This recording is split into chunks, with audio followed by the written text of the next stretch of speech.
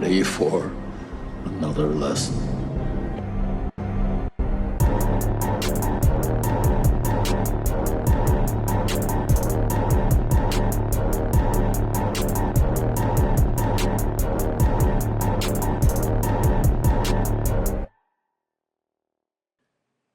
What's up, everybody, and welcome back to Back Row Banter, your favorite casual movie talk podcast. I'm one of your hosts, Adam Schwartz, and on this week's episode, we'll be talking about the movie Hellboy from 2004. But of course, before we get to any of that, I'm so rusty that I didn't even consider names. We're gonna go with that's a good one. Bump in the Night, Nathaniel Gingrich. What up, gang? We Here could do I Bump am. in the Night. Yeah, Paranormal Nathaniel Gingrich. Nathaniel. Paranorman. We got there. How we doing, Nathaniel? Good, man. It's been a while. Like you said, the podcast's been floating without our fearless leader, but But we persevere. it's true. I'd be excited for you to Yes, go back yes. and listen to some of those eps. It would be I will. an interesting I time, will. I think. Definitely. I mean, I'm driving a lot these days, so I've got plenty of time to put those on. And I'll get back to you guys. If you guys took any shots at me, I will let you guys know. No, we never talk badly about anyone who's not here. Of course. That's not how we do never that. happened. That's never I happened did. over there, that's let's see, that's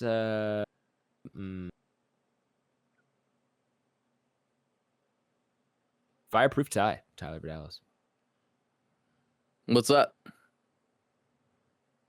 Being fireproof would be underrated superpower, maybe, or maybe it's maybe it would just be kind of a mediocre one in a world where like superpowers are a thing and you're fireproof and that's it. That would actually kind of suck. Yeah, I feel like that would just be like a passive effect. Yeah, you like would at least perk of a not different- hurt anyone, right? You're not gonna like You have, like, a accidentally. somewhat normal life. Yeah, And you could technically use it to protect something. Like if there was an explosion, you could cover someone's body with your body. You And would definitely be. You'd be a useful but yeah, person. you would be a sidekick if that was your primary use function. You're definitely thinking of My Hero Academia terms. Yeah, 100%. Is there any other way to think? It is a about good superheroes anymore? It is a good good world for superheroes with a structure to it, isn't it?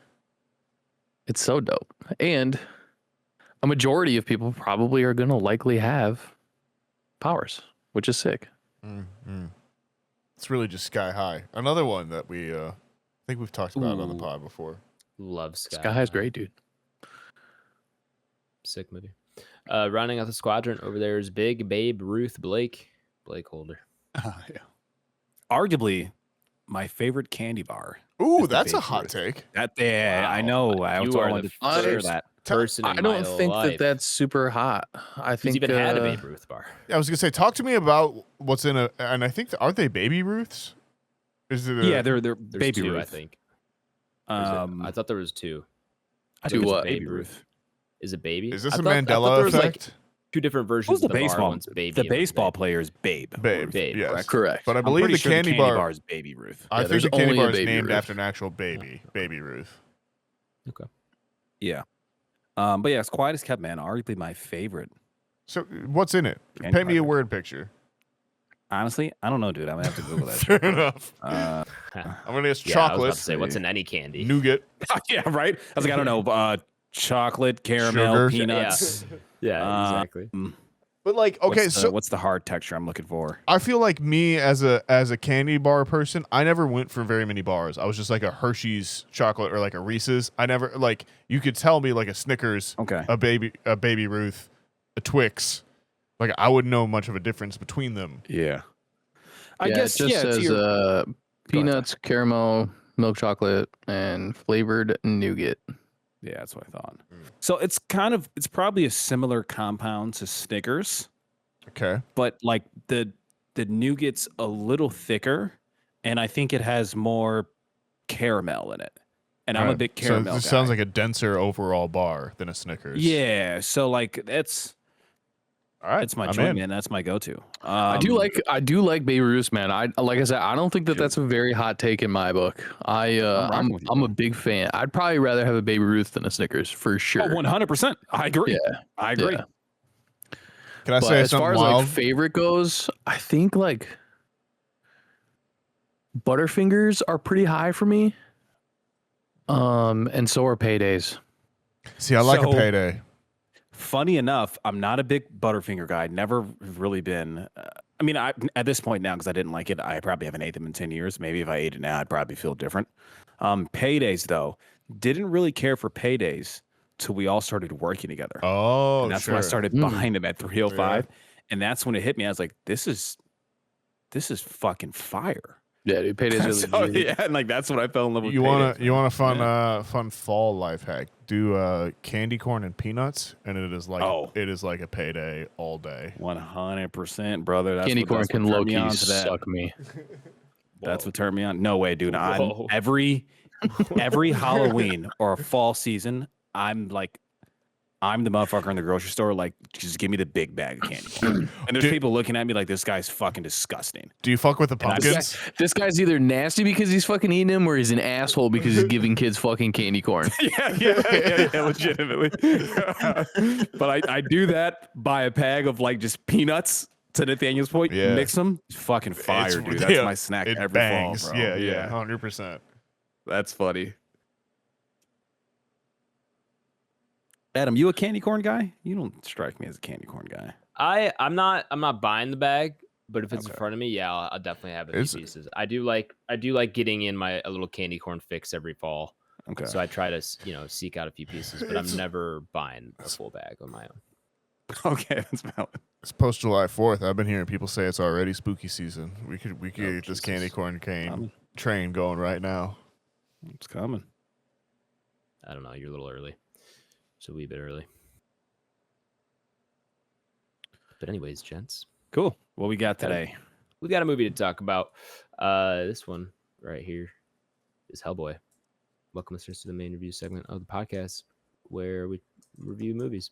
Nathaniel, if the listener here is new or maybe they've just forgotten, can you give them a rundown of how the review segment works? Give me a reminder. I was gonna say I'm warming up to this one because it's been a while since we had the whole squadron here. The whole rigmarole. Yeah. So yeah, listeners, if you knew, or perhaps you've just forgotten the way the review segment works here on Back Row Banter, is it is split into two sections. There's the non-spoiler section, then there's the spoiler section. It's pretty self-explanatory.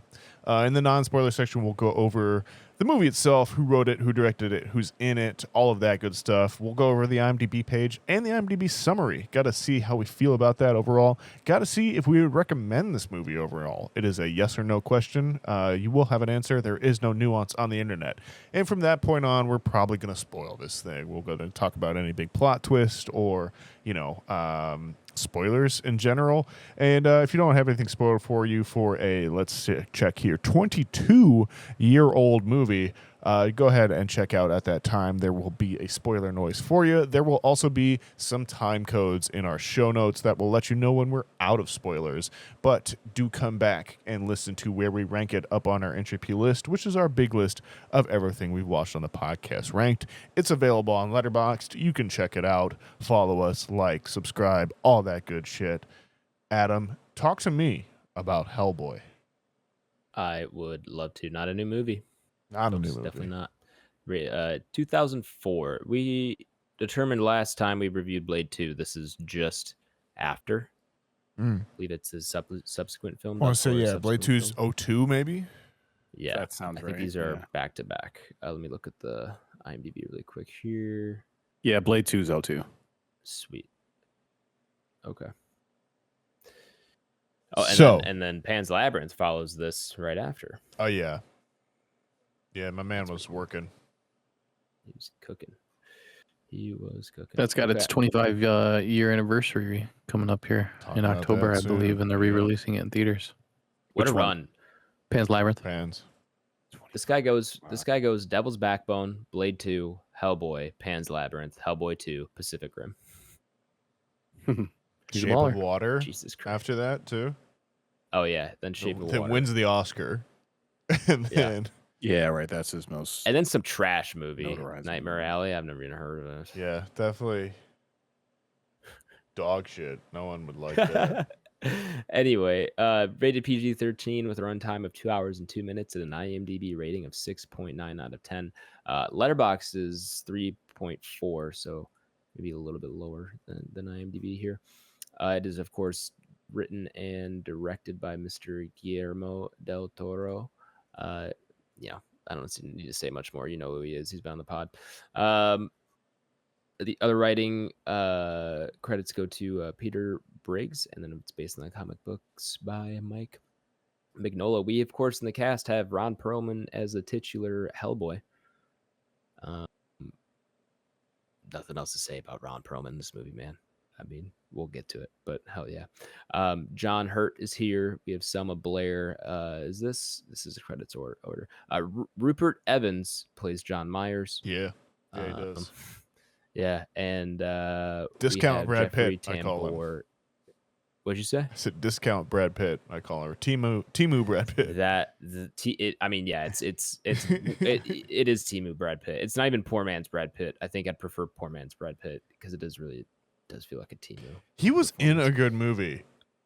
What was it? Blake might have seen it because this was back Hellboy. in the day. Yeah, he's good, and he's in a good movie. It's Hellboy. It's is he good in it? I don't know. 2014, he's in one called The Canal. Pretty decent. Never even heard of it. I don't think I've seen that. No. Okay. And then Doug Jones plays Mr. Sapien, I think. Oh wait, where's we got Liz covered. Okay, I think that's most of the cast. The IMDb summary reads as follows: A demon raised from infancy after being conjured by and rescued from the Nazis, grows up to become a defender against the forces of darkness. Hell yeah. Say that's pretty good. Yeah. Pretty good summary. Yeah. Anyone read the comic books here? Ty, have you read the Hellboy comic books? Any of them? I've read some. I can't tell you that, I've stayed up with it or It definitely wasn't like one of my mains that I read, but I've definitely had a couple in my hands for sure. Same. Okay. All right. Well, this viewing experience was fun for me because, believe it or not, these both Hellboy movies, in particular the second one, for whatever reason, I think that came out at a time where I was more age appropriate for me, and then somehow I saw the second one first before ever seeing this original one, and so I have a very special attachment to the second one, but also this one a little bit because of that. So I'm on board for these movies. I love these movies. Definitely, almost damn near a DNA movie for me. I would say it's very close to that, especially the second one. So watching this back, and it's been at least 10 years, probably longer, since I've seen either of them.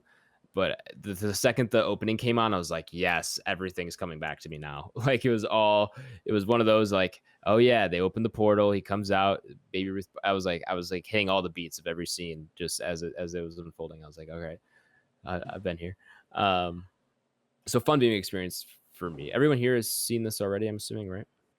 Yes. Yeah. No first times? For sure. How are we feeling this time around, gents? When's the last time you guys have seen this? Probably within 2 years, if not sooner. Okay. Yeah, I got a pretty high appreciation value for these movies too. Yeah. I mean, you read all of Guillermo's basically his entire filmography within those years, and I was a very heavy watcher of his stuff, and so yeah, these just added to that fucking hit list. Yeah. I think the last time I saw this one was when I was writing my dissertation, so that's about 10 years now. But this was, and also to your point, Adam, was one of the ones that, like, I think I've seen the first 30 minutes of this movie probably 15 times. Like felt like it was one of those ones that was always on FX when I was like in my high school era. And so like it would be like kind of like 8 p.m. or something. I'd get home from like baseball practice or something and just be like, all right, this is on for the next 30 minutes before I start to get tired and fall asleep or something like that. I feel like, so I've seen parts of this movie a lot. I have not seen as much of it, I would say, but definitely, been a little while since I had gone through it, to the point that like I'd almost completely forgot about the Myers character. Like, and I think it makes sense that they remove him for part 2, which spoilers, but not really, I guess. But yeah, it's interesting. It's a unique little movie, I feel like.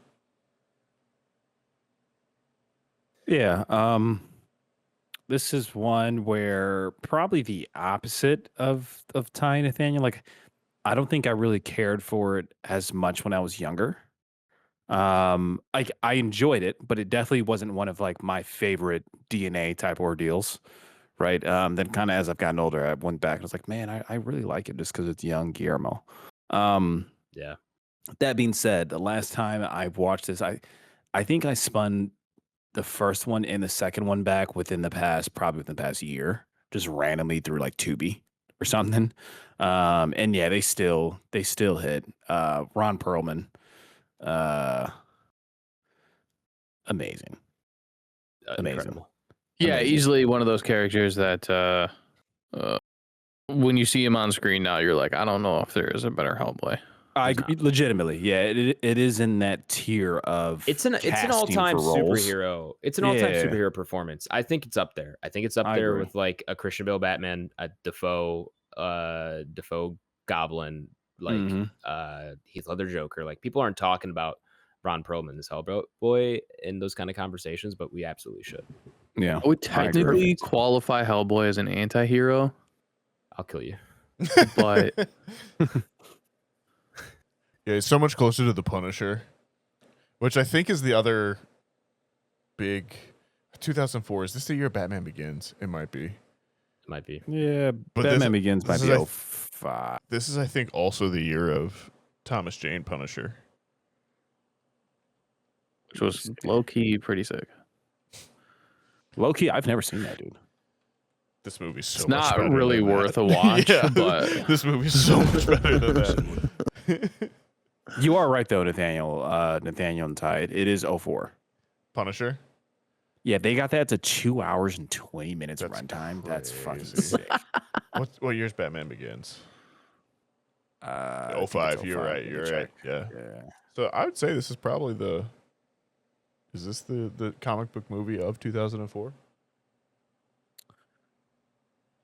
I would probably. Let me Google it.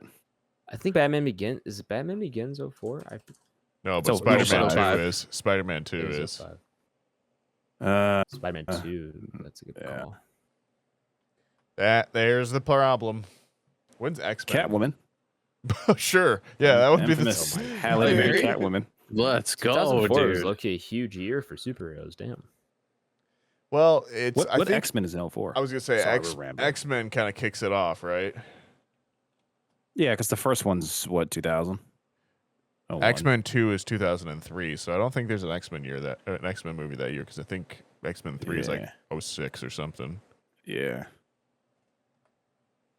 Anyways, we're definitely off topic a little bit, but it is interesting in the history of superhero movies. Like, I do think this one gets forgotten a little bit. Yeah, because of where it lies chronologically. Yeah, but like it is in that, and like it is the I think there is something to be said for like the darker, more cult superhero movies don't always get remembered as well. Same thing happened to Blade. Like, I think the Blade series is forgotten in that same vein. And Constantine, again, another one in that same. Is that 04? That's 05. That might be 05. Yeah. But again, I would argue all three of those fucking bangers. Big Keanu Reeves for sure, dude. Yeah, great pull, dude. Yeah, and absolutely bangers to your point, dude. Those movies that, I think when you probably there's definitely a generation of millennial dude that was raised on those ones rather than the Iron Mans and that kind of thing. Yeah. Like Adam, did you ever catch the Constantine? Sorry, you're the placeholder for did. anybody younger than us, so we just we have to ask you. I've accepted. I've accepted my role. You would have seen like clips of it in TikTok, I'm sure, because people love to have the Peter Stormare Satan depiction shown online. Yeah, one of the best Satan depictions. Yeah, I agree. But yeah, Constantine bangs. Yeah, dude, for sure. Cool. Yeah. Hellboy, though, also a great movie. And to Adam's point, there's like times where I remember this movie and there's bits from the second one I think are in this one. Sure. They blend together a little bit. Yeah. Which I think is in some ways a compliment. It feels like it's the same world, right? Yeah. But I think things that are standouts for me in this, we're still pre-spoilers. Definitely Ron Perlman's casting. He's without a doubt one of the best cast superheroes I think out there, as well as I would say creature design is definitely up there. You can tell as expected. Yeah, up here. Del Toro, but like I think the monster, for lack of a better term, is pretty good. I love the Clockwork Assassin guy. Like he's great. So cool. Yeah, and a little bit of weirdly is such a high caliber villain. Oh, it's great. And like weirdly a bit of Indiana Jones is very much in this as well too, with the Nazi villains and the supernatural elements as well, and like that kind of adventure. But then they really dive deep on the melodrama of the relationship, which is very dramatic on a rewatch as well too, I would say. Yeah. I mean, we can get into that in spoilers a little bit more, honestly. Yeah, but I agree with you, Nathaniel. There's also Men in Black. This is also Men in Black at a certain point as well. Yeah, too. there's a lot mixed in here, man. But I also like it just all looks so good. I mean, even the CGI, it's not the best CGI but it has aged pretty okay, and that's because it's mixed with practical. Right. So, I was gonna say that's the biggest thing. Yeah. It's mixed so well, and you don't have to use a ton of it, which is why it doesn't look like shit. And it's definitely the era too where they didn't have a huge CGI budget, so everything that had to be practical they are doing. So it's definitely there's elements of guys in suits throwing around, which again always looks better, I think, in camera, even if your brain is able to tell like that's not a real punch or something like that. But the athletic capture on frame is still something that I think we as humans appreciate. Like there is something intrinsic in that like we connect with more than the CGI moments, for sure. Right. I think there's also some kind of correlation, at least for me, where if it's an older movie like this and I can remember the exact time, like when I saw it for the first time and it captured me in that way, my brain almost puts me back to how good the CGI was when I saw it at that time. Yeah. So I think there's some kind of correlation there for me to where, like, if I know what it was like back then for me, then I can probably put myself in that kind of same scenario and at least tell myself it looks better than probably what most people like. If an outsider like Leah, for example, who's never seen this movie, saw this movie, she'd be like, that looks like shit. And I'd be like, well, go get out. Now you can leave. now you have to go to bed. But I think there is that element of like we have also seen how far we've come too, and like there are bits of it where like, damn man, this is 22 years ago at this point. There's shit that looks great, and like how far have we not come in some ways as well too. Going backwards in some directions for sure, man. Yeah, well, not all progress is forward sometimes, I guess. Yeah. We have not talked about Abe Sapien yet. Another standout in this movie as well too. Yeah, do we want to move into spoilers? Yeah, probably. Sure. Whatever. Yeah, I think we're all recommends at this point. Yeah, let's. We're probably good ahead into spoilers. So if you've not seen the movie, we don't want to spoil it for you. Check the episode description. I've left a timestamp for you. Do we have a spoiler noise, Nathaniel? Ooh, just some cheering. Oh yeah, everyone's excited for Hellboy. Shit goes down. Yep. Abe Shit Sapien. was wild.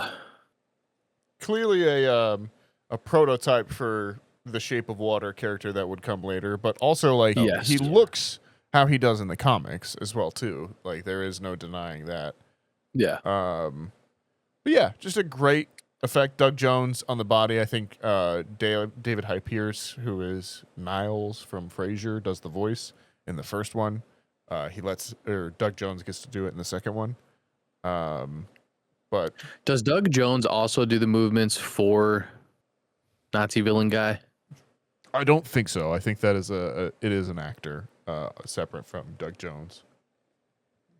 Because both of them, they do have a relatively close fighting style. Yeah. With the way they kind of evade.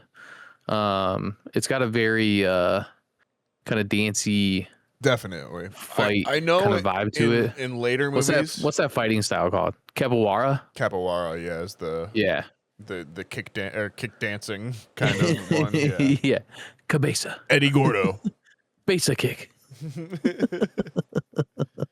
But yeah, I've always correlated them like, Yeah. you know, sometimes how you have like a team of good guys and a team of bad guys that are constantly going against each other, and you find like you're equal, that you're supposed to fight all the time. I feel like those two are kind of like in that match together. But the reason I love both of those movements so much, and I may have said this before on pod, but in Soul Calibur, the fighting game, there's a character named Valdo, who I grew up like playing with. And that's that fighting style that they pull from this. And Valdo actually has like swords and shit on his hands, and he kind of looks like the Nazi villain dude. He's probably got a name. Does he have a name in the movie? Cronin, sick.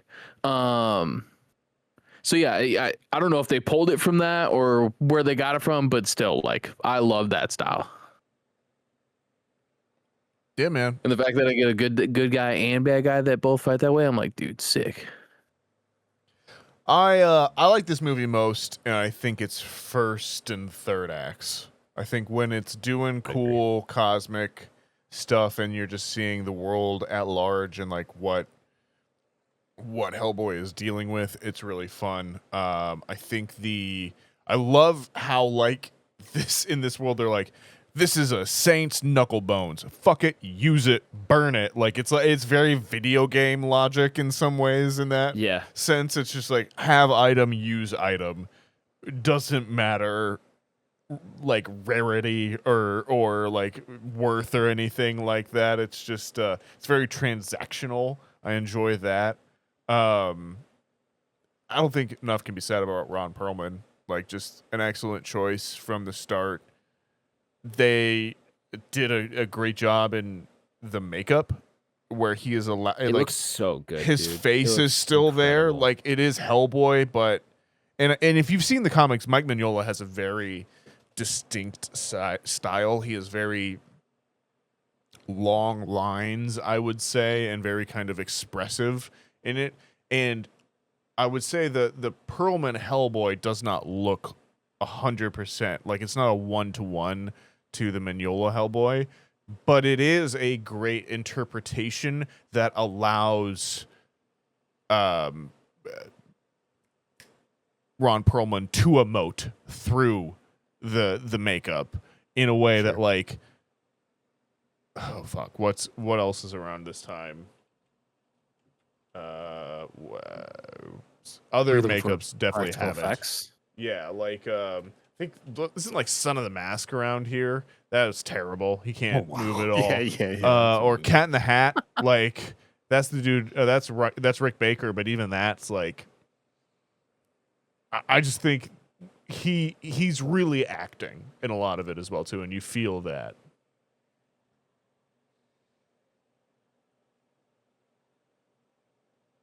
Yeah, I mean, I couldn't agree more. I think Ron Perlman is just such top tier in this. I do think that going off your design kind of piece that you brought up, I think that's why they picked Harbor for the 2019 Hellboy. I would agree. That in my mind, is a more accurate representation of what Hellboy looks like on paper to me in a comic book. I would agree. Than what Ron Perlman does. But obviously, Perlman, there's no. And a lot of that is because of the movie. I really couldn't say if you put Harbor in this exact movie, exactly. I don't know what that would look like. I think it'd be pretty cool to kind of get that version. But I like Ron Perlman, like he's top tier in this. This is like probably Ron Perlman's like breakout shit where everyone like started taking him like overly seriously. Because this was before Sons of Anarchy, wasn't it? Yeah, 100%. Yeah, Sons of Anarchy is 08. Okay, yeah. So yeah. They make horns look good, which is hard to do as well too, I feel like. Very good. And I love when you get the What are full you picture staring of his at? horns.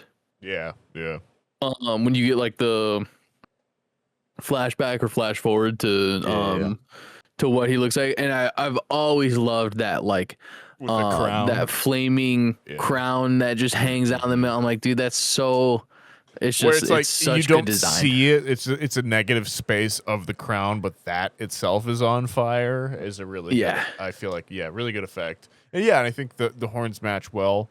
I love the bit when they're in the subway and it runs over them and it like you see the horns heat up. Sparks. Yeah.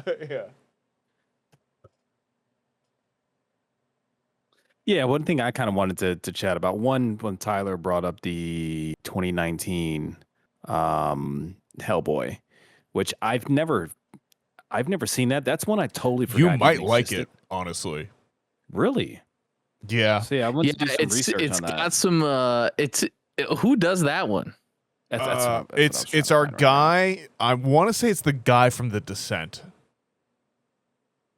Really? Hang on. I'll give you an answer here. I'm on Neil Marshall. Okay, so it's not. Is he The Descent? He might be. He's definitely Dog Soldiers. He is The Descent. Good pull. Yeah, it is The Descent. Yeah, that's also why I was kind of like, man. Okay. So Maybe he's I'll give it a shot. he's got some, and I'm sure he probably pulls from Guillermo a little bit, but there's some really, really good kind of like monster horror elements in that 2019 Hellboy that I really do think that you would also probably like. Okay. Mila Jovovich is in that. Yeah, she's the big Yeah, I bad. said the Ian same thing McShane. too. I said the same thing too. Dude, I'm telling you, it's not the worst. Yeah, I mean, it got dragged when it came out. Yeah. Dude. I mean, people still. Oh, think for sure. Was it just lost in like right before COVID? Like, Is it I'm one not of gonna those? say I it's don't a know when it good. came I'm out not in gonna say it's a Kind good of, movie. but it's also really like it's truly not like eye opening or groundbreaking or anything like that. And because we have these, because we have Ron Perlman before, it definitely makes it suffer so much more because these are actually both really strong movies in my opinion. And again, especially for the time frame that they came out, that they had so many expectations to live up to, and it just kind of fell short from what I think. It's one of those movies that definitely had expectations way too high, and it didn't. The execution was not what everybody thought it was going to be. Neil Marshall is also not the visual artist that Guillermo del Toro is. Like that is that's and again 100%. You know, like he's a great director. I would say he's serviceable. I think he's a very, in my mind, I think of him as a very effective director in those small spaces like meat and potatoes, that kind of thing. But Del Toro can tell a story and also have metaphor built into the like phenomenal visuals. storyteller. Yeah. But yeah, I weirdly think you would like that one, Blake. I think you might like it better. Yeah, man, I'm gonna have to go in there and kind of see. Like I said, I'm high on OG Hellboy and the second one. It reminds me a lot of Silent Army. Hill. Thank you. Go ahead. I said it reminds me a lot of Silent Hill. Oh, for sure. Okay. Yeah, that's cool. Yeah. I can see the comparison. Like if you put yourself in that mindset, I feel like you will be in the right place for it. You need to be in like the mid 90s New Line cinema mindset. yeah. Which like and I can appreciate it, of course, from the world building in any Del Toro movie is like second to none, right? When you look at this, and you even look at modern ones of Frankenstein and Pacific Rim and everything. It's so well lived in, and it's not like surface level shallow per se. He feels like he's writing fairy tales. Like, yeah, and everything looks believable. It makes sense, right? That's part of films, is being able to suspend your disbelief and kind of answer all the questions in universe if they were to make sense. Yep.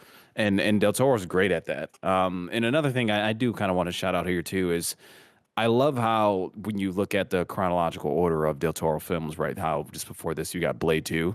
And I think at this point you pretty much have to just take up, and I don't know if this has been on record yet, but at this point you probably have to take up just Ron Perlman's addition for this is essentially his character in Blade 2.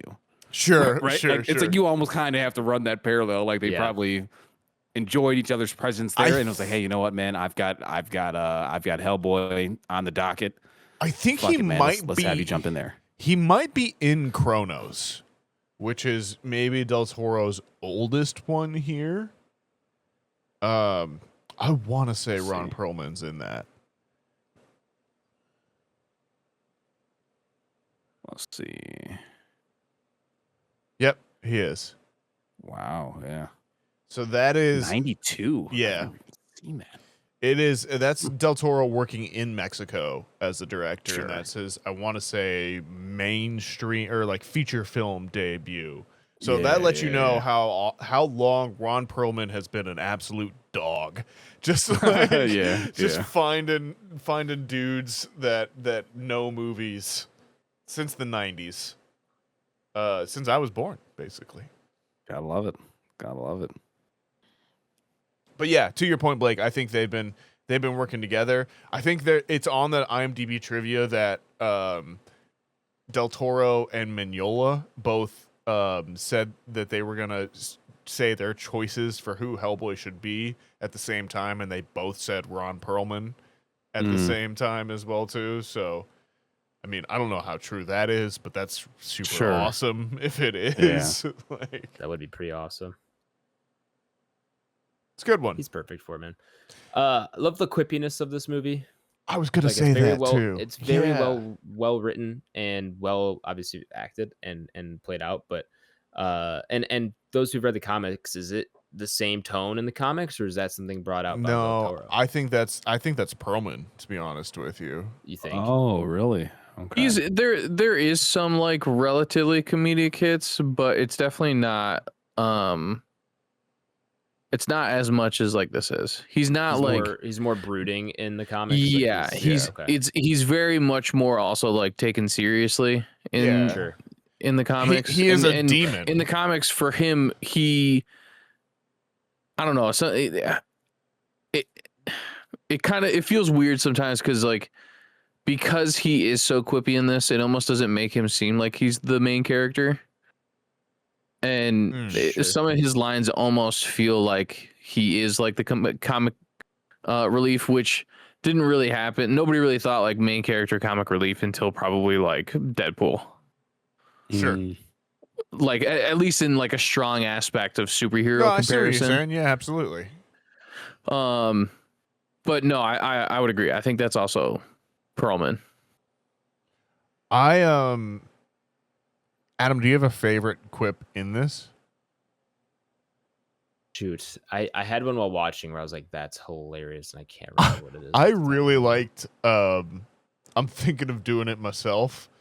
To the guy when he's talking about like, these hair plants don't look. These hair plugs don't look too bad. You're like, that's pretty thick. Dude, the hair plugs I'm thinking of doing it myself.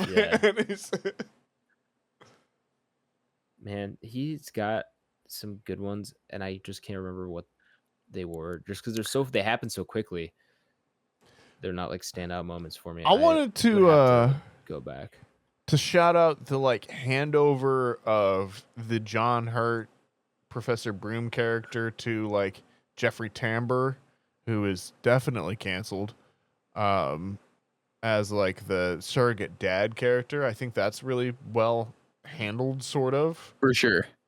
Where he talks. I like that opening too. That open cold it's so great. It's so good. Is like some of the top tier shit I've ever seen in a cold open for a movie. That's pure Indiana Jones, but it's like the back half of Indiana Jones as a cold open. For sure. Speaking pretty of sweet. quips, real quick before we forget about them, there's that fight in the subway between him and was that do they call that thing the Jackal or whatever it is? Samael. Samael. The second time they're in the subway, not Sure. the first time When he's getting the horns things. When the When they go thing back, falls on him. Yeah. Where they get and he throws him. Hellboy gets thrown against the wall, and then he turns around and there's a payphone on the wall, and he rips it off the wall and he says, "It's for you," and he beats the shit out of it. Yeah, That was pretty good too. Absolutely a good one. That was another one in the IMDb trivia where apparently Ron Perlman wanted it to be like something else and like maybe like a hot dog cart or something, and like ketchup would represent blood, but instead they went with a payphone and like the coins pop out like it's blood instead, basically. That's sweet. In a way to make it like PG-13, but to save the rating in some ways. I love the bit when he's following them on their like little coffee date, and he's like, "She took his picture." Yeah. She took his picture, and he keeps saying it over and over again, like just in disbelief, and then he throws a freaking rock at him. I love his Rock is obsession with funny. cats too. Yeah, the cat yeah. bit's cool when he saves the little box of kittens. I Yeah, it's a don't really feel nice like character Liz touch. is the strongest character Nope. in this. Neither I is John like Myers. Selma They're- Blair, like, and I think Yeah. she's good. And again, I like Rupert Everett. I love Timu Brad Pitt. I have a special fondness for him. But like, John Myers is boring. why does her powers happen, and like, what does it mean? And like, she's kind of just there for him to mourn after. And I get the melodramatic aspects of it, but They could have been done better. I think the I concept agree. of having her character there is cool because I think that's why she has a bigger part too in the second one. she does. Yeah, Definitely. But I Makes sense. totally agree. but yeah, she like blows up a hospital at one point, but then she needs someone to hit her to activate the fire before. That was she said she wild. could control Right, it. yeah. That I mean, was that makes I mean, sense, it's just dude. all over the place. I'll kill you, dude. Stop. What's with this? Who you been watching that's been saying I'll kill you? I don't know, but I've been saying it. A lot. I'll kill you. I'll kill you, man. I used to feel like say I it got all it the from time. you, dude. I feel like you say I was it gonna all the say time. that's actually that's an old school Tyler little one liner, dude. I'll kill you, dude. Yeah, I feel like I Yeah. probably picked it up from you, man. Yeah, that's true. I learned it from watching I feel like I you. haven't said that one in a while. Yeah, it's been maybe a little bit. Maybe I'm carrying the torch for you right now. I'm Is it down, dude. time All we the time. get Cabin in the Dude, I'll Woods? tell him too. Just next time, be like, Tyler will kill you, dude. I'll call him right My now, old dude. boss would kick your ass. Oh, that's funny. All right.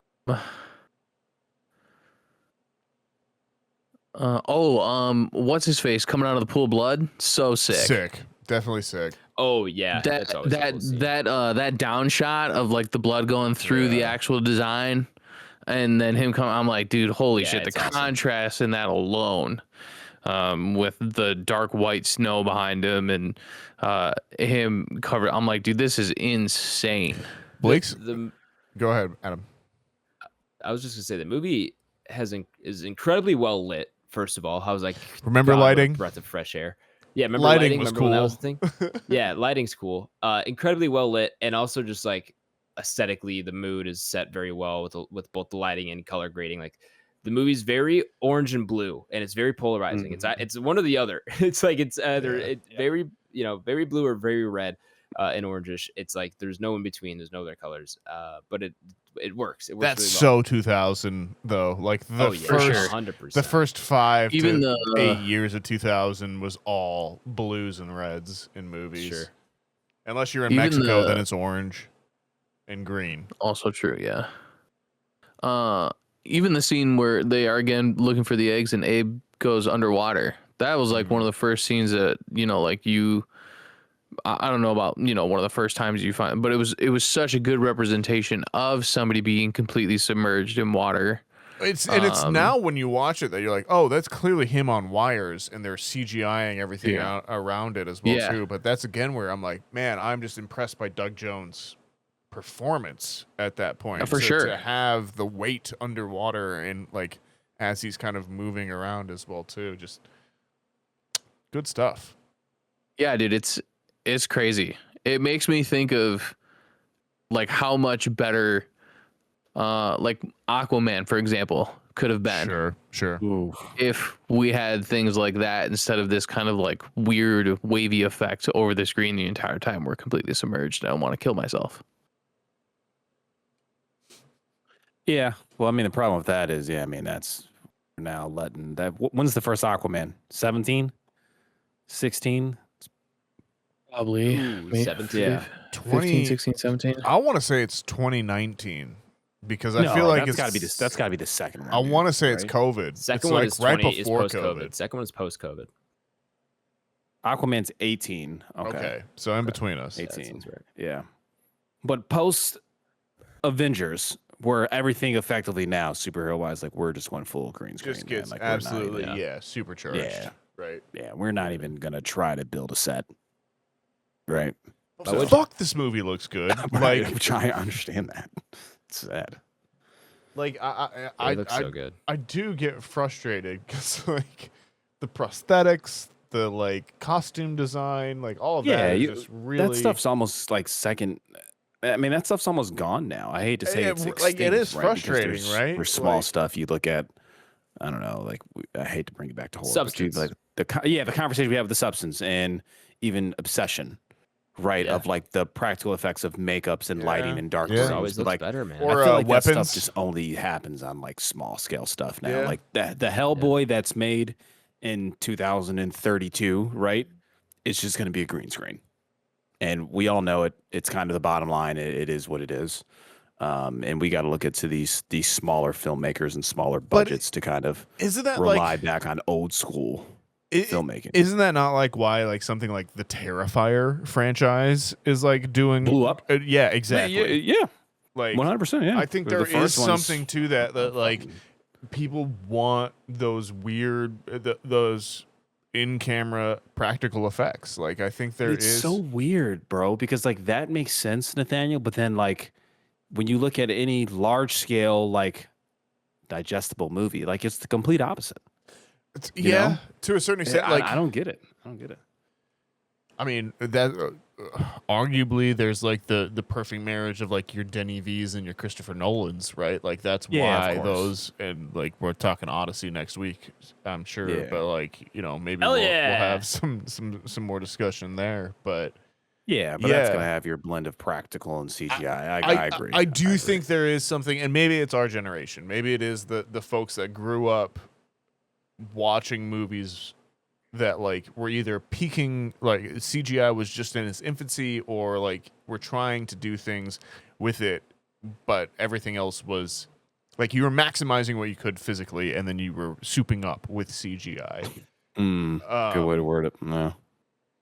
Maybe that's just our preference and our inbuilt stuff. Or maybe this generation doesn't have that stuff, but I don't know. I feel like there is something human there, and in this movie, to bring it back home.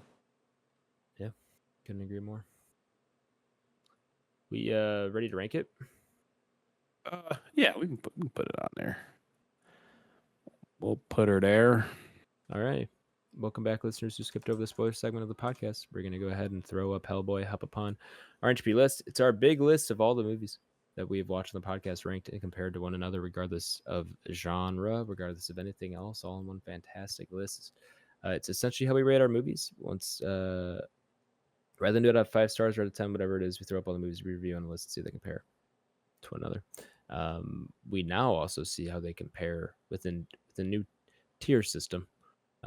We once the movie's ranked, it'll get automatically slotted into 1 to 7 tiers, starting at our S tier, of course, and all the way down to our money laundering tier for movies so bad you have to wonder if they're made to launder money. Both links are in the episode description if you want to view them for yourselves. Man, Now, did you guys officially rank Heat last week without me?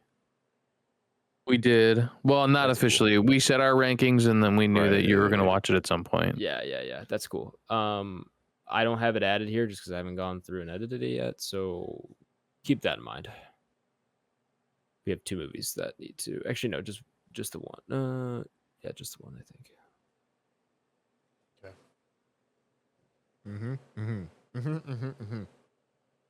Where do I want to go? I think I have an idea. Go ahead. Say it loud, say it proud. I'm going to put this one at 103. 103. I was like, wow. Okay. 103. It's going to So be. you're top B tier. I am top Almost B A tier. tier. I am Yeah, top yeah. B tier. I think if I want to like justify that this movie for me, like I love it, but it's not. It isn't the top tier even in superhero movies. Even though I like it on like the dark side of things as well too. That's going to be, for context for listeners, that's below Tron Legacy and above The Gentleman. And around there, you've got Glass Onion, Superman 20, what was that, 24, 25? 5. Yeah. Bullet Train is also underneath it. Coherence, which is another one of my favorites we'll talk about, I'm sure. True. But up above it as well, too, you're running quickly into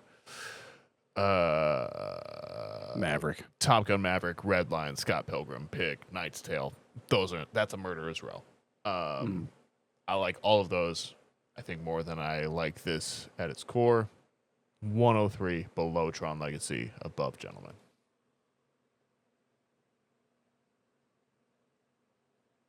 Yeah. I think I'm kind of operating in the same ballpark, right? I just kind of want to share the sentiment that this is a movie we were talking about earlier, just those early 2000s superhero, like anything before Iron Man, like almost doesn't get the right appreciation, Agreed. right? It's just to be transparent, right? Any superhero movie before Iron Man just doesn't really get the appreciation that it should. Because yeah, this is good. It's dark, it's grimy, it's got some comedic bits, great practical effects, great director, great cast.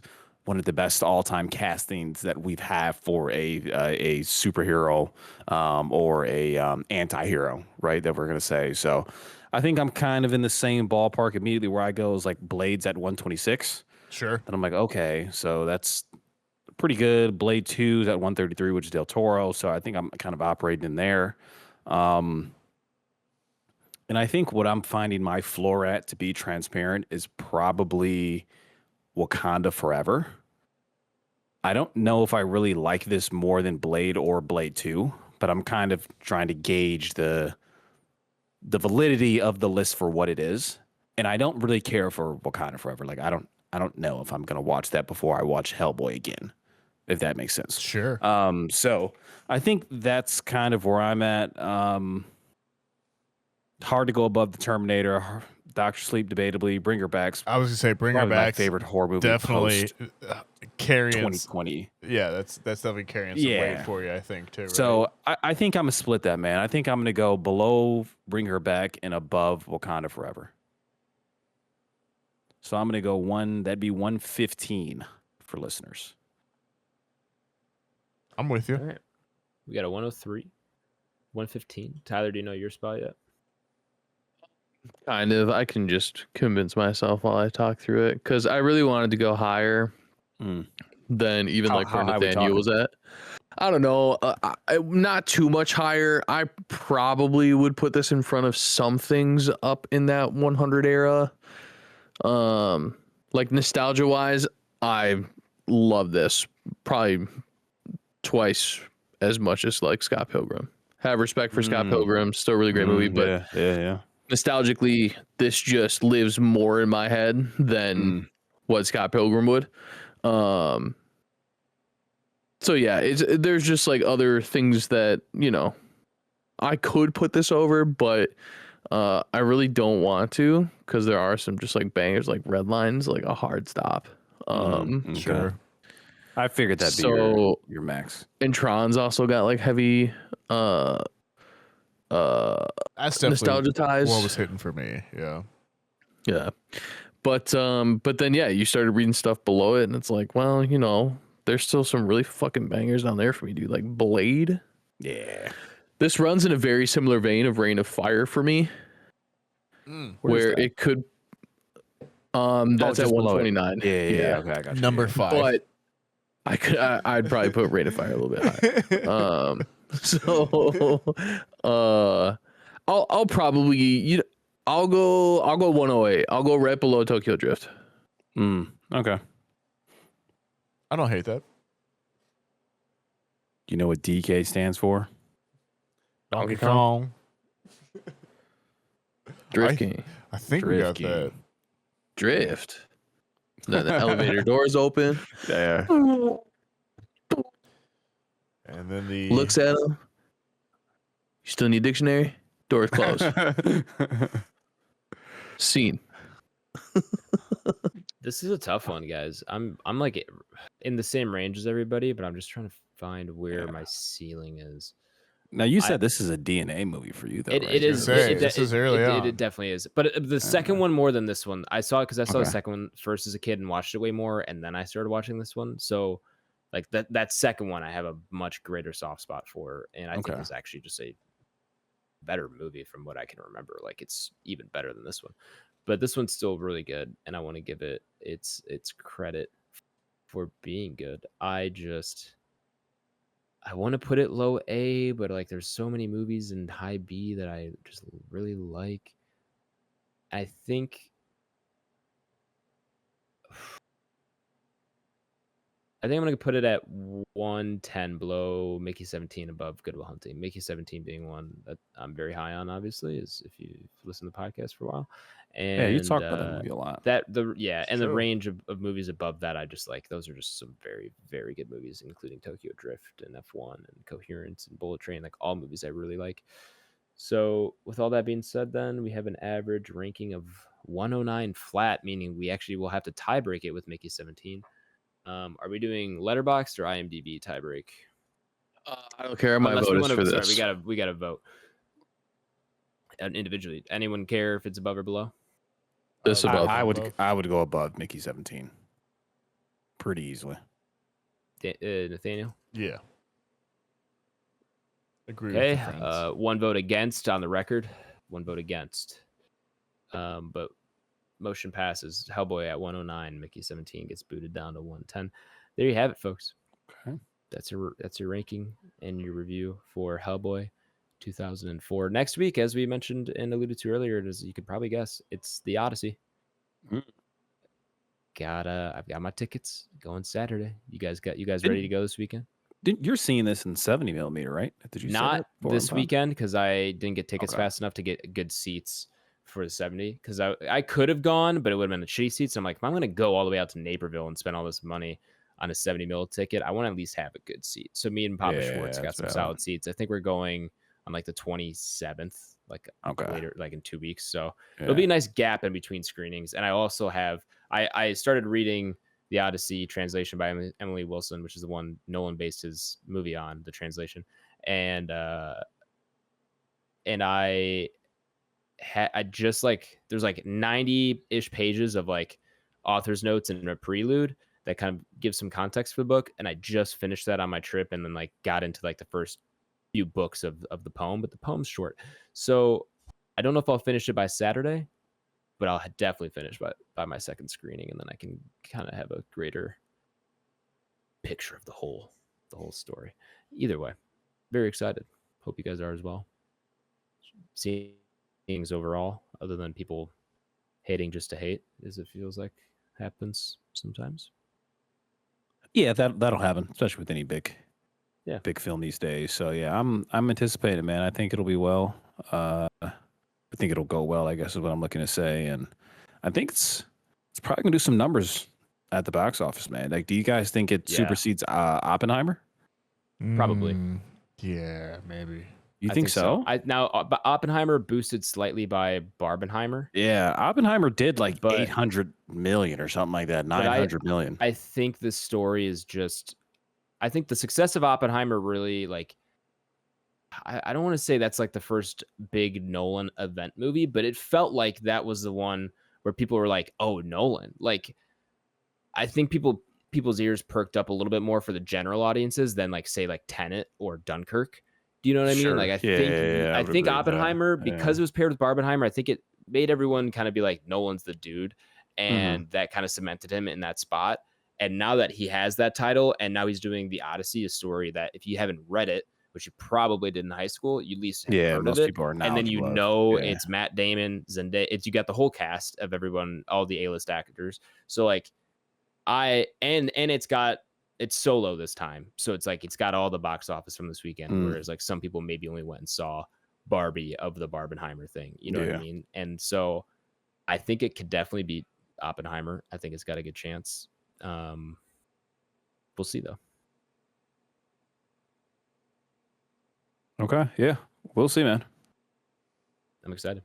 We will see. We can do a quick what we're watching, guys. Have you guys been tuning in anything? I don't think I've caught anything. House of Dragons. You were saying that, yeah. How's that treating you? It's pretty good. I had not seen the second season, so I burned through the second season, and now I just gotten like the first 3 episodes of the third season, and they've been pretty good. I actually I like being back in that universe with like actual good content. And we're also coming off Night of the Seven Kingdoms, which again was like some really good shit. So yeah, I will continue to live in this realm as long as they keep servicing me the way that they are, because it's pretty dope. Dragons on screen on like a regular basis is fucking sick. I have been dope. watching a show called Clarkson's Farm. Let's go. Mostly due to Tyler. He is one of the former hosts of Top Gear, and yeah, it's been pretty good. Enjoying it. It's such a feel good show. Definitely makes you realize what all logistics go into running a. Oh, dude, it's crazy. Yeah, all of that, and yeah, been fun. Yeah, it's good. Do you have like a favorite person? Is it Jeremy? No, I wouldn't. I don't know if I like Charlie, actually. I think Charlie's great, dude. Yeah, he's very matter of fact. yes, sensible. Does not give a shit. Yeah, like it's atrociously sensible, and like that's just so needed so often. Yeah. And like I don't know if I would be friends with Charlie because like or like if we were coworkers, I would find him annoying, but I would love him as a person. Because he is just so by the book on everything. But yeah, no, I can definitely see why he is successful at what he does, and I admire that in him. So I think Charlie's definitely my fave. Charlie's great, dude. Yeah. I love Gerald. And like it took me until season 2 to be like, oh my god, he's just been hammered the whole time.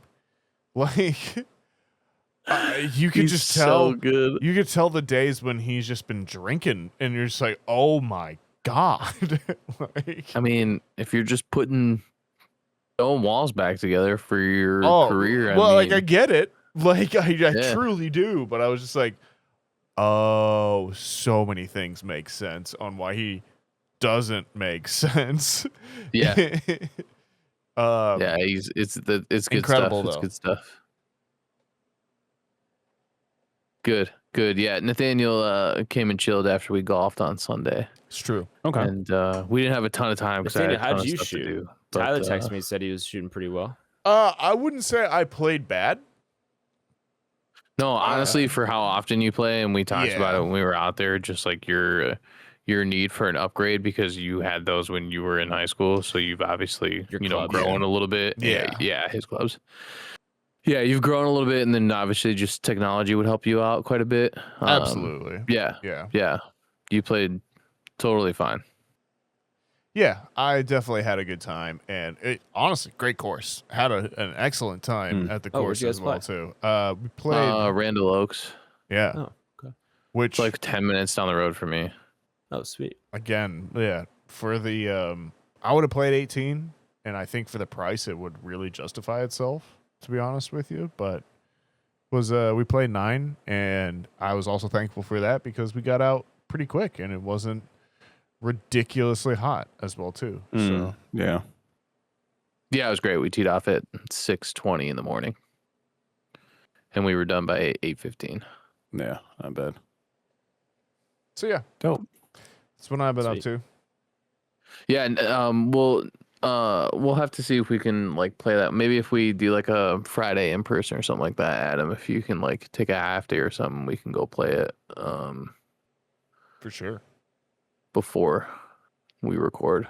I like the way. Obviously, Nathaniel, you're more than welcome to. Blake, you're also more than welcome to come too for vibes. Or we do like Yeah, for sure. or we do like a slumber party movie night. Wake up early, get out early tea time, play 18. We're done by like noon. I like how this I'll gets slow down. That I could sounds easily find another 2 people to play it for. So Yeah, that may be Well, asking for a lot on my end. I was gonna say we have our the movie force. watching sounds fun. Shooting 18 at 6 o'clock in the morning, that may be a challenge, brother. It's a good one though. It's a good challenge. Blake, you been watching much? Not that I can recall. No. are you I've been watching gaming, soccer dude. anymore? I've been seeing, yeah. I've been seeing Mr. Water Coolers online all the time. You've been Unfortunately, Siege dude, hard, man, huh? yeah, I've been back on Siege, man. Back on Siege, man. Found a few randos that you just happen to play with, like when I'm solo queuing. So then, like Yeah. every once in a while, I'll kind of party up with them if they're on. But yeah, so I've been playing Siege. Still going through that. To answer Ty's question on FIFA, yeah, I have been watching some of the World Cup. So I watched the 2 semifinal games the other day, and then I watched 2 of the 4 quarterfinals. Yeah, so France lost to Spain, España, and then Argentina beat England, man. And Argentina's been winning every game by like a miracle by God, as they would say in the sports world, right? It's one of those things where like they could have lost legitimately 3 games ago, but they find a way to win at the last second every single time. It's wildly Today impressive. or yesterday was crazy. Or was Yeah, it dude. Yesterday. So I don't know. I'm still pretty ignorant to soccer, so I don't really necessarily know like who's going to be the favorite going into that. It's probably going to be Argentina, my guess, because I think they won. Did they win 2022's World Cup? I think France did. I think France beat France won Argentina the or last something one, I'm like that. pretty sure. Yeah. So we'll see, man. But they got Messi out there. So yeah, been watching that. I did catch Evil Dead Burn. Oh, So I did catch that. And brief thoughts. I don't know if we'll get it on here for the pods because eventually we got to get Adam's B-Day pick and then some sort of anniversary app, right? So those are probably going to come after Odyssey. So just kind of a quick note to the listeners there. But yeah, watched Evil Dead Burn. Probably won't get on the pod.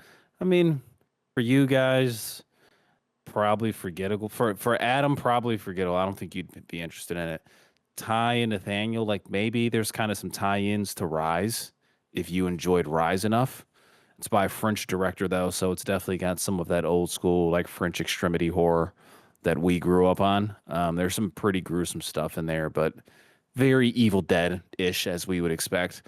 Nothing groundbreaking, nothing pushing the genre forward. And I mean, I would effectively say I don't think it's better than 13, our boy Fede Alvarez, and I don't think it's better than Rise. So Is it better than Lee Cronin's The Mummy? oh, that's a good question. I mean, that's funny because we did talk about that on here. I mean, Hated that. yeah, That was that's effectively that's effectively Evil Dead Egypt, right? Right. Evil Dead Africa. Yeah, just probably because that movie's like 2 hours and 50 minutes. I'm being tongue in cheek there a little bit, but that movie is ridiculously long. It was like 2 hours and 20 something minutes. definitely. Yeah, So- it was so long. Right? Probably, but like, I don't know, man. It's a toss up. It's a toss up. It's a toss up. Long story short, so whatever. I'd Alright. probably pick Burn just because it's shorter runtime, and there's some cool camera work. In short, to answer your question, Adam, I'm gonna go Burn because all things I'm shitting on it. There is some pretty good camera work in this. There's some really cool shots of like going upstairs and it's shot through a mirror, and you don't realize it's shot through a mirror, so someone's thrown through the mirror. You kind of get some stuff like that. those. There's a really long take of somebody crawling and action going on in the background. So there is some good cinematography going on in here for sure. So it's shot well. So for that alone, So I'll got that. I'll put it It's got above. that going for it at least. Yeah, Right. for sure. I'll put it above Evil Dead Egypt. Word. But that's all I got, man. Am I last to go? Or is it? Technically, I haven't gone, but I Oh, really my bad, haven't my bad. watched Go ahead, much brother. since I've been traveling. Like, despite all Yeah, the travel, talk about the like, trip, man. yeah, I mean, I was in Florida for a week on the beach. Had some fun there. Saw some. It was like 3 feet from some stingray. Almost got stung. That was kind of Hell that yeah. was kind of fun. Hell yeah. But Shout yeah, out to great you, brother. time. Great time at the Almost beach. got Irwined. Yeah, I did. That's what everyone kept saying. But it was a great time at the beach, and then made it up to Canada after some travel snafus, but we made it. Had a great time up there. Saw Glacier National Park. We were in Banff National Park. Did some whitewater rafting, horseback riding, hiking. Dope. Did a bunch of stuff. So it was an incredible time. Great 2 weeks of my life. Can't say Back enough to about it. reality. Back and we're back. And When did you get back in? so it was brutal because I didn't have any buffer time, so we drove there and back to Canada. So we got in at like Monday night, maybe 10 o'clock, and I had to be in the office at 8:30 the next morning. Ooh, that's tough. Damn. So Yeah. I'm discombobulated in ways that I've never really been. like Hell yeah. I just the other day I thought Wednesday I thought was Monday for a second. For like a good after half the afternoon, I was operating as if it was like a Monday. I'm just all over the place. So I can't wait for this weekend to just reset fully. Yeah, for sure. Get some sleep.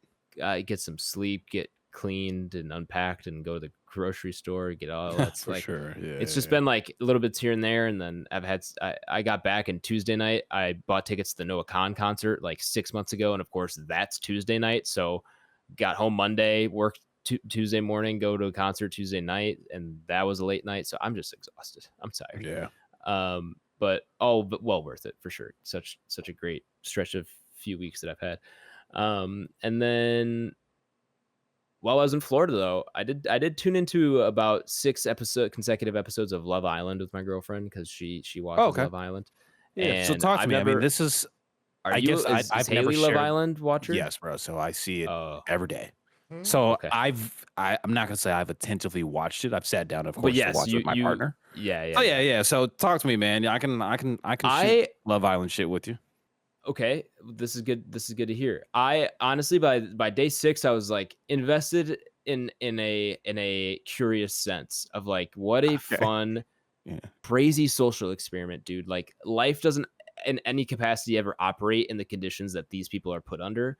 And yet they're put under them and thrive in them, and they seem to fucking relish in like just all of the drama, all of the fuck. It's just crazy to me that anyone would like willingly go on this show. And obviously at this point, it's a bunch of clout chasers who are just trying to, of a bunch course, of Instagram models and stuff like that. But regardless, it's still crazy because it's just fun to watch these people and the boy versus girl dynamics and I don't know. It was interesting. I'm not really going to become a regular watcher of the show, but sure, when it's on going forward, like, I'll tune in and I'll just be like, ask my girlfriend to catch me up on like the backstory of these two people or whatever. Yeah. So now I haven't watched in like over a week, but then there was it Bryce and Trinity? Were those the two that like I think I didn't watch the last. I don't think I've watched the finale episode. I think the last episode that I saw. Now I'm sure Haley probably watched the rest of them, but it's when it got down to the final. What is like 4 couples? Okay, that's kind of the last thing I saw. So that might have been what's today? Thursday, Wednesday, Thursday. This is probably Monday or something like that. Got it. But yeah, man. To your point, fascinating, very strange. Wasn't super invested at first, but then eventually it was on enough in the house, and I was like, you know what? I mean, I guess. Started watching a little bit, but at a certain point. Yeah, of course, yeah. So you might as well get consumed it through osmosis, as the word I like to use. Yep. Relationship osmosis. Absolutely. But yeah, man, fascinating. Some people on there are just very, very, very interesting people. Gang, agreed. We got to talk about the fact that we did lose a real one. Who are we talking about? Oh, yeah. We didn't even chat about that. Yeah, back to the movies. Go ahead, Nathaniel. You can take it, man. Yeah, that was a big one. My dog Sam Neill. What was that Sunday or Monday or something like that? Somewhere in there. Yeah, that's a fucking tough one, man. By all accounts, just a stand-up dude from what everyone has ever said about him. Seems to be just an absolute gentleman, and in some of the greatest movies of all time, from Jurassic Park to Event Horizon. Yeah, I was like one of the greatest space horrors. Yeah, absolutely. Possession, I would say as well too, just up in there as well too. Yeah, definitely had a huge effect on me as a child. I cannot emphasize enough, I think, how much Alan Grant is just embedded in my DNA. So yeah, rest in peace, Sam Neill, man. That's a fucking tough one. Yeah, that is a big one. Yeah, and that was the 13th of July, so that was Monday. Yeah. So yeah, Tyler shared it first to our chat. But yeah, one of those things where you came across seeing it, you're just like scrolling through whatever. You're just like, no fucking way. It's like one of those, right? You're just like, man, it's dude, literally precious, man. Yeah. I think woke up. I think it was like one of the first things I saw on my social media, and I was like, throw your phone across the room. Yeah. Not today. Yeah. Definitely. I mean, yeah, again, seemed to always be on the rise out of history. I think famously in Event Horizon tried or made sure that the flag on his uniform was the Australian flag, but instead of the Union Jack, they had the Aboriginal flag in there as well too, to kind of like speaking to the fact of what he thought the flag should look like in several years' time. So just by all accounts, an absolute mensch, and he'll be missed, man. Absolutely be missed. Facts. Yeah, absolutely. Rest in peace. Rest in peace. All right, boys. We good? Well, I think so. Let's move on out. Thank you all for listening, especially if you made it this far into the episode. You're our favorite type of listener, and we truly do appreciate it. If you want to do us a favor, share the podcast with a friend, family member, maybe an infant ape from hell, if you know one of those. And while you're doing that, you can follow the show on Twitter at Banter Row, and our YouTube is Back Row Banter. Go subscribe to us there, and our email is backrowbanterpod@gmail.com if you want to send us one of those. You can find me on Letterboxd at H. That's AYYSH. BlakeHolder, where can the people find you at, my man?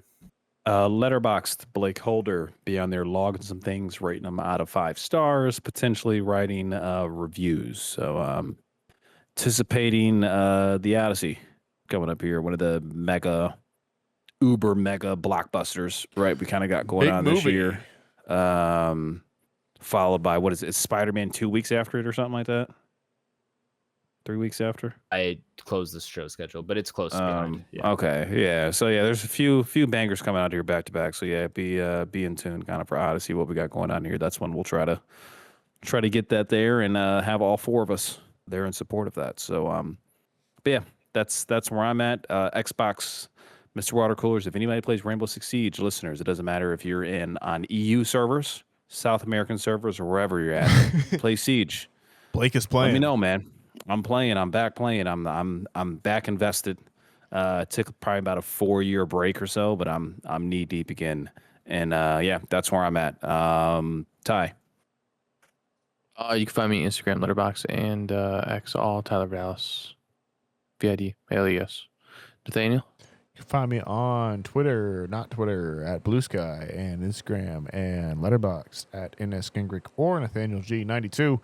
I believe that is it for the gang. We will see you again next week when we'll be talking about the Odyssey, and we will BRB.